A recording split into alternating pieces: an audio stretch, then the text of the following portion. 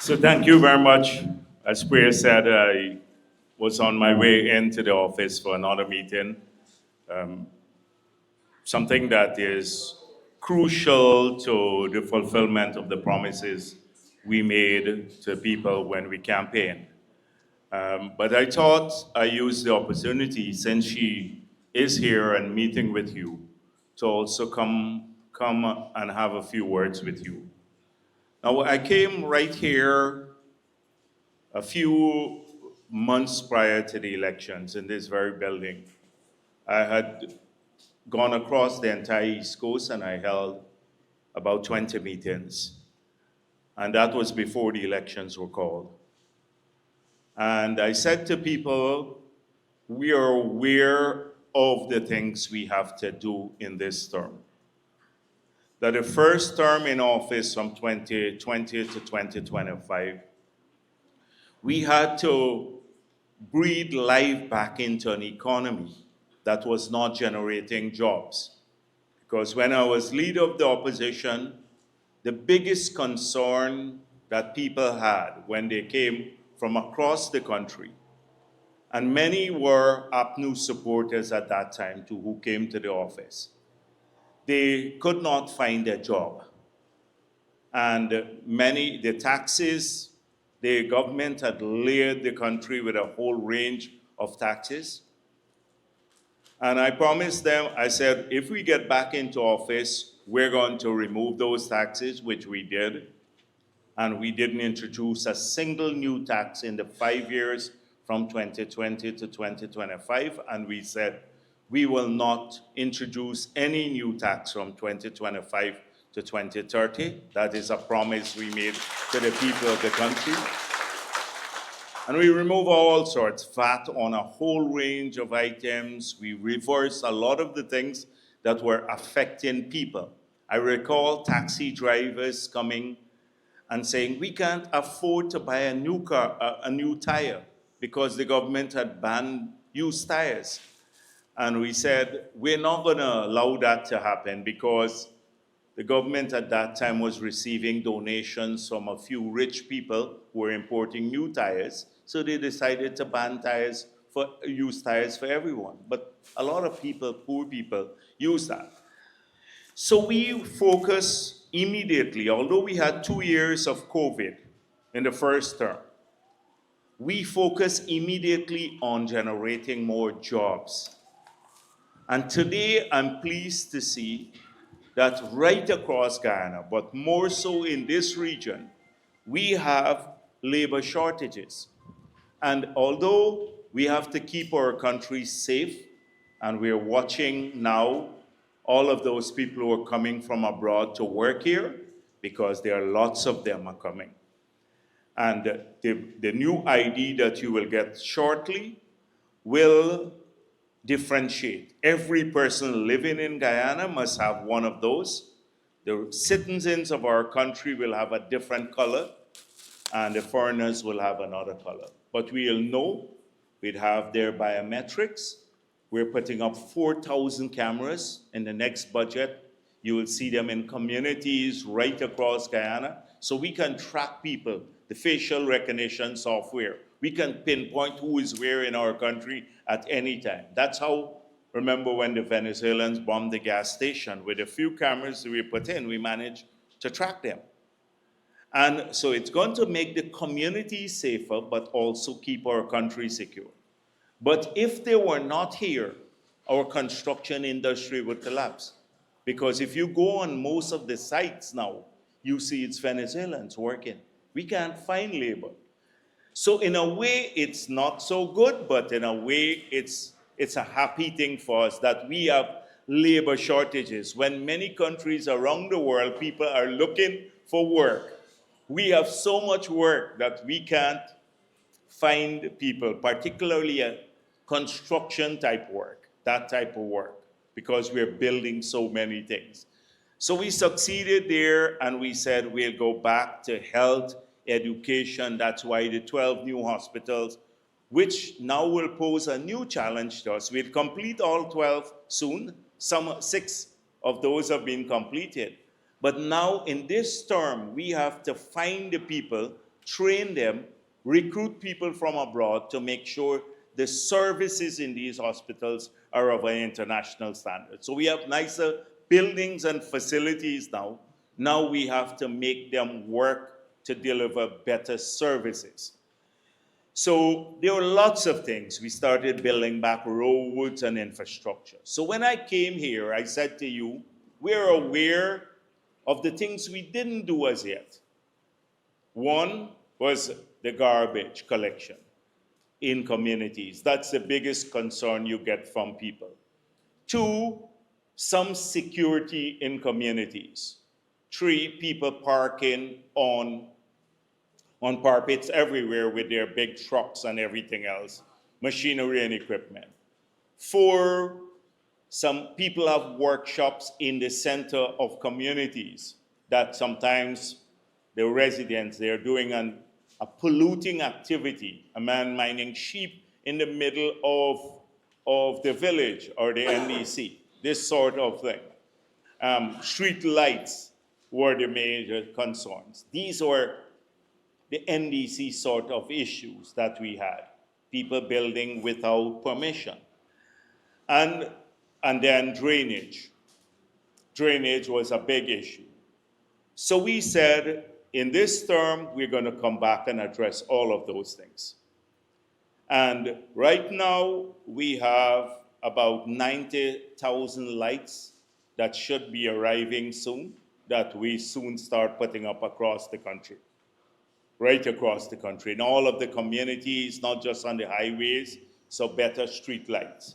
We're already mapping a plan for better drainage in communities. So we've given each NDC a piece of equipment, and we increased the subvention from 5 million to 30 million because we expect you to operate this equipment, so you need more money for gasoline or diesel or whatever to hire an operator. So you have money there. I've been getting reports that a lot of these pieces of equipment are not doing work as they should be doing. And sometimes the priorities of the community are to build a bus shed, which people hardly use at the NDCs. They want to take the 30 million to build a bus shed. The bus shed is not the priority at this stage. We can get that built from somewhere else. The concerns of the people, we should focus on their concerns first of all, and often it's drainage in these communities. So, but you have more money now, and in the next budget, we'll keep it at that level or maybe increase it. And so it moved from just 5 million per year to 30 million. That's a big increase last year. So that's on drainage. In terms of garbage collection, we said we're going to buy equipment for the communities. We had given a tractor and trailer to almost every NDC. And we, and by the way, I'm so pleased that the regional chairman is here now. Well, stand up and let him see you again. For the first time we control this region now. Every time I used to go to Cane Grove and everywhere else, and people ask me what's going on, and I said, well, we don't control Region 4 now, in the past. But now I expect you and the team, all of our councillors, to be in the field. People must know you from the highway all the way to Cane Grove. They must know who you are. Many people went through 10 years and didn't even see the regional chairman once. Many of them couldn't recognize many of the councillors, etc. I expect all the councillors on our side, the PP councillors, at the regional level to support these NDCs. Your job, and you too, as REO, you need to support them. When they come in with a program, don't sit on it for 100 years, right? You know, I know what, so there are 100 years, but provided it meets our priority, not that they want to buy, something to blow dry hair or something like that with the government money. So yeah, coming back to this issue, I don't know if Samad is here already. I asked him to come just now because in each of these NDCs, I want you So between now and January 15th, to identify all the free land that you have, reserves. Not for the purpose of giving some businessman the land, because often the businessmen go and start squatting. Soon as you identify a piece of land, they want to squat and put something there or some piece of equipment. Not for that purpose. We need to find land in each of these NDCs and big villages, the large villages, because you have some villages that are huge, like Buxton, Annandale, Lusignan, Good Hope. These are big, big communities, where we now have to develop the infrastructure, like on Triumph. Before the elections, they were awarded a contract to do a 4-lane road. And the guys came to see me, the people from the village, and said, it will be disruptive of our lives, including those, the taxi drivers. So I said to them, we'll take a bit of land from Nari and develop a tarmac where a lot of you who are washing vehicles and doing all these things, you'll move on to the tarmac. It will be a quasi-industrial commercial area. Identified it so that everybody could get off the road going in, because we're building a 4-lane road. We don't want people on the road and blocking up the road and building shacks on the roadside and all of that. We're trying to change the country. So I expect all of you to look at the land available, including by the seawall, because we have a large reserve running there at the back there, where we can develop an area for parking of vehicles. We fence it, we put lights in, and you can pay to go and put your bulldozers and excavators and park it there. You have security. So you don't have to park in the village, because we want people to do business too, to own things, but they must not be disruptive of other people's lives. Similarly, we can develop an area where if you have a spray paint shop, you can move it there. Get a small plot there and you can move it. Now we are developing big commercial areas like at Colditch and Fowles area, the back of Fowles, because that was part of generating more jobs to the East Coast. So you can work just in these communities, and a number of big factories and other things are going to go there. I'm talking about a mini version of that back in the communities, so that you can easily, if you have a hairdressing thing, you may get a plot there and you can start it there. You don't have to go or set up your barber shop on the roadside or spray paint and affect your neighbor. So I want all of you to start looking at this, the assets under your NDC and in the big villages, and start mapping this out. So we can do a number of things and fulfill several promises by investing in those areas. We can get a place for people to park. We can move some of the polluting activities off the street and etc. We can plant the communities up in trees, which we're hoping to do. We'll get the cameras in the community for safety. We're starting the project for concrete drains soon, that in some of the communities you will see a lot of concrete drains being installed. We'll give you more equipment to pick up garbage, but if you have more garbage sites where we can take the garbage to. Now, Lusignan here may serve many communities, but there are some NDCs that are far from that, and it's costly to move it very far. So, but if you have an area identified within your NDC, it may be easier and less costly to, with a tractor and trailer, to move it there. And then you can provide the service in a more predictable, reliable way, which is what the communities want. So these are some of the things I expect you to work on. We knew all of the issues. So I'm sure today these were the things that came up, a lot of these sorts of things that came up.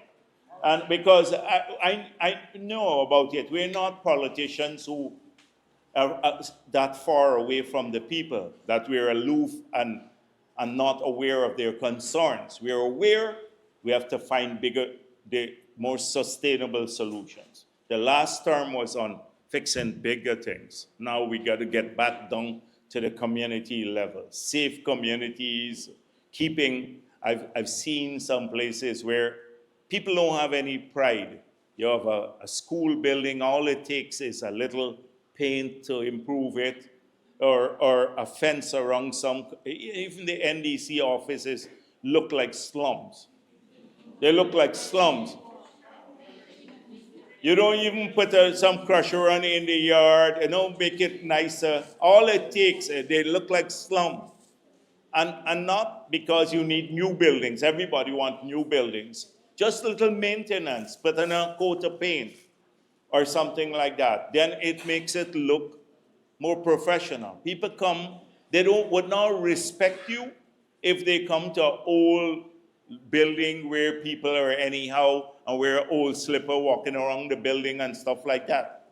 You have to act professionally too.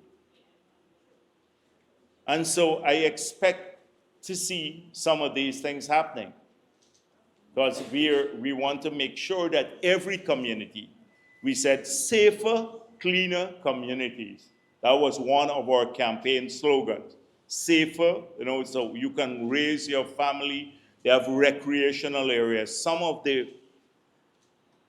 land I want you to identify is to put in recreational facilities. So those of you who have like a reserve going to the seawall here on the East Coast. We had one there, the people squat, now we have a Chinese store on it. We're in court. Right down there, here by Monrepo Market. The Chinese gone there, they have a big Chinese facility there. We don't want that to happen. And it was facilitated by an NDC, but not under us, by APNU. They sold the reserve. Well, of course, you can't sell reserve, because the law prohibits you from getting title to any state land through prescriptive title. So we want a place like that. All we should have done is to grade it down, put a walkway right down, lights and benches. So it's safe. People can go in the evening with their families. They have a place to go to, all the way up to the seawall. Can walk out the seawall.